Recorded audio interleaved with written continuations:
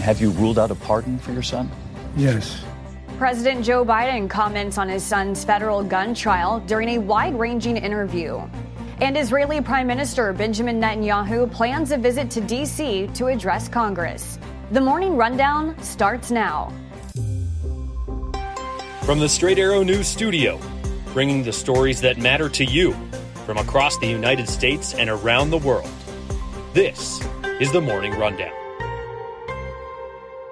Today is Friday, June 7th. Thank you for joining us. I'm Kara Rucker. As the prosecution is set to rest its case today in the federal gun trial of Hunter Biden, President Joe Biden says he would not grant Hunter a pardon should his son be found guilty. Your son Hunter is on trial, and I know that you cannot speak about an ongoing federal prosecution. But let me ask you, will you accept the jury's outcome, their verdict, no matter what it is? Yes. And have you ruled out a pardon for your son? Yes. You have. The president speaking with ABC News during his trip to Normandy, France to commemorate the 80th anniversary of D-Day. President Biden is set to deliver a speech on democracy today from Point du Hoc, the site where Army Rangers scaled cliffs during the daring World War II operation.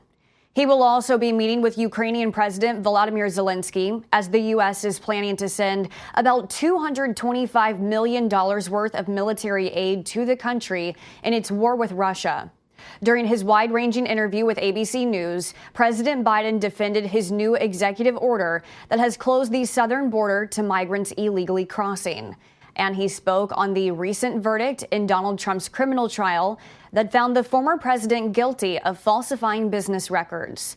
Biden saying Trump got a fair trial. Meanwhile, Hunter Biden will be back in court today as he is accused of illegally purchasing a gun while addicted to drugs. Hunter Biden has pleaded not guilty. On Thursday, the jury heard testimony from the widow of Hunter's brother, Beau. Hallie Biden testified she threw the gun in the trash when she discovered it in Hunter's truck. She said she did not know if he was using drugs at the time. Prosecutors say they are planning on calling 2 more witnesses today before resting their case. The defense says it has not yet decided if it will call Hunter Biden to the stand. In his first campaign rally since being found guilty on 34 criminal charges, former President Donald Trump called on an appellate court to toss out his conviction. Speaking in Arizona Thursday, Trump continued calling the trial rigged and politically motivated. We have to change the system. We have to straighten out what's going on in these courts. We got a rigged deal going this whole country.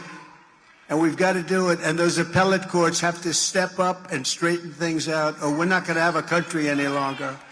In Phoenix, where Trump's rally was held, a heat wave has lingered for several days. The temps crossing 110 degrees, leading to 11 Trump supporters being treated for heat exhaustion while waiting outside the venue before it opened. Trump is set to hold another rally on Sunday in Nevada. A judge has ordered Steve Bannon, a one-time advisor to former President Trump, to report to prison by July 1st. At a hearing on Thursday, the federal judge said Bannon must begin his 4-month sentence for defying subpoenas from the January 6th Congressional Committee. Bannon was found guilty on 2 counts of contempt of Congress in July of 2022, but his sentence had been put on hold while he appealed the case. The judge ruled that since an appeals court upheld Bannon's conviction, it was time for him to serve his sentence. Bannon could still appeal this latest ruling that he must report to prison. Israeli Prime Minister Benjamin Netanyahu will address a joint meeting of Congress during a visit to Washington, D.C. next month. In his statement, House Speaker Mike Johnson and Senate Minority Leader Mitch McConnell saying Netanyahu will present the truth about Israel's war against Hamas in Gaza. The visit comes as tensions grow between Netanyahu and the Biden administration. While the White House continues to support Israel's right to defend itself, it has been critical of its army's operations and the number of reported civilian casualties. In a statement of his own, Netanyahu says, "I am very moved to have the privilege of representing Israel before both houses of Congress and to present the truth about our just war against those who seek to destroy us to the representatives of the American people and the entire world." The speech is scheduled for July 24th.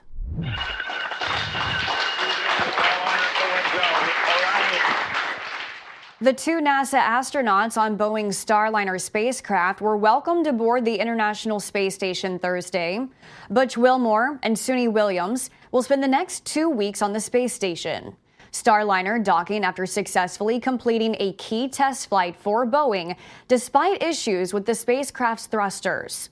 The hatch between the capsule and the space station was opened roughly 2 hours after docking, letting the two NASA astronauts join the other crew members on the ISS. Finally this morning, after 41 years and over 8,000 episodes, Pat Sajak is saying goodbye to hosting the television game show Wheel of Fortune. Sajak's final episode will air today across the country. On yesterday's show, Sajak's longtime co-host Vanna White gave him an emotional send-off, looking back at their many years working together.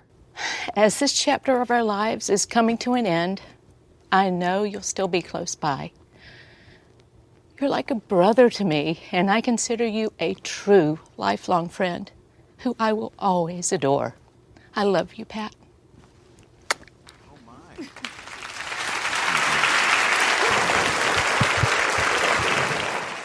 White will remain on the game show for another 2 seasons, with Ryan Seacrest taking over at the wheel. As for Sajak's next role, that puzzle has been solved. Variety reporting he will be starring in a community theater production in Hawaii. These are your top stories for this Friday. We'll see you back here on Monday. Until then, I'm Kara Rucker. Have a great weekend.